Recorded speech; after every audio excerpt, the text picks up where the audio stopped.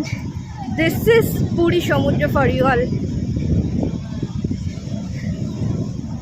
Sunrise এখনো হয়নি, এখন কটা বাজে, 4:45 বাজে, এখনো সানরাইজ হয়নি, মানে সান উঠে গেছে বাট এদিকে মুনও আছে, বাট ওই সানের যে রাইজিং মোমেন্টটা।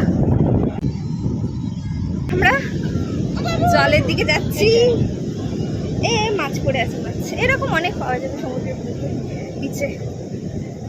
ফাইনালি জলের দিকে যাচ্ছি, আমার ফোনের চার্জ একদম তলানির দিকে, তাও আমি চলেছি ফোন নিয়ে। Oh my God, this is insane, oh my god.